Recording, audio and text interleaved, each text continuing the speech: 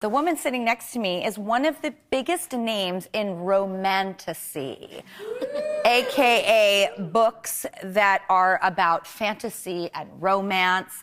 I mean, this is a genre that is big business. Listen to this, $610 million in sales 1 year.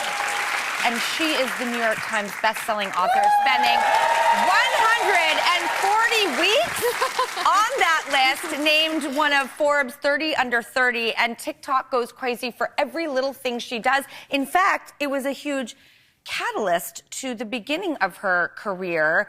Please welcome Alex Aster, everybody. Thank you so much for having me. I'm so excited. I am so excited to meet you.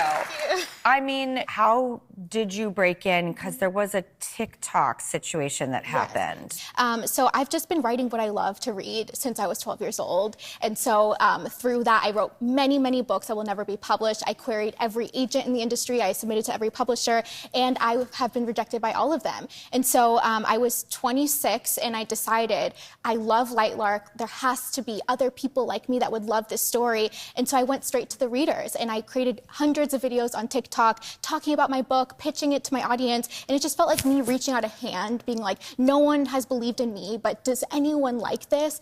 And millions of hands reached out, and now readers have the power. The readers have shaped the entire publishing industry, and they are the reason why now I'm publishing my ninth novel, Starside. Yeah. Which is right here.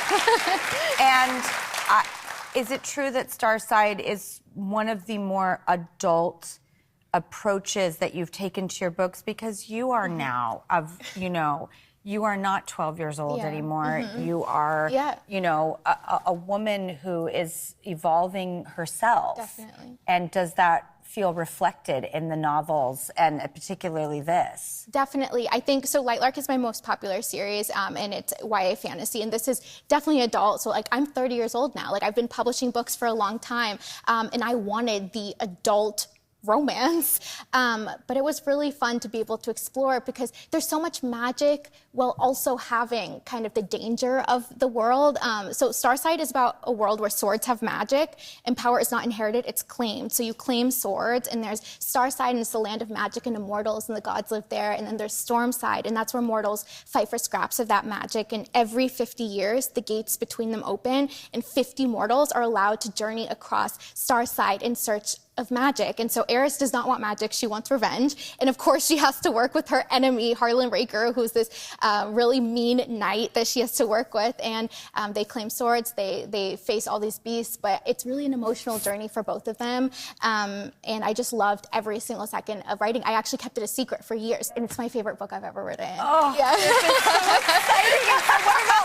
And your readers are gonna love it so much. Because your readers are so addicted and in touch with what you're doing. And out of curiosity, how did you figure out how to drive them so crazy and leave them all on these cliffhangers? So I always leave readers with cliffhangers, because I want people to go into the next novel. Like, you have to know what happens. So even though the story is resolved in this one, the last line, when you read it, is something I've gotten many a mad message about. It's definitely something where you close and you're like, where's the next book? But I can tell you that I have finished writing the second book, so readers will not have to wait that long to get it. So this one might come out quicker than normal. Okay, this is so hot. And in stimulating your book talk audience, can we do a 60-second fast-paced questionnaire just to dangle more morsels? Yes, of course. Okay, we're calling it Secret Spilled, everybody. We've never done that. So we have 60 seconds on the clock. Ready? Yes. Who would fan cast for Lightlark's upcoming movie? Okay, people say Damien Harding for Oro, Biondo for Grimm, Anya Taylor-Joy for Cleo, and I love her, and Isla, like a new face, someone new. Okay, perfect. Describe Starside's main love interest in one word. Dangerous. Sexy. Why do we love the danger? We end up with the nice guy, though, hopefully. Favorite alternative word for sex? Oh, maybe joining, because they have lots of duels. girls, and they're kind of described as sex scenes. And some of them, they're very, very like, skimming blades, thrusting, but they're dueling. Oh God, I gotta join more.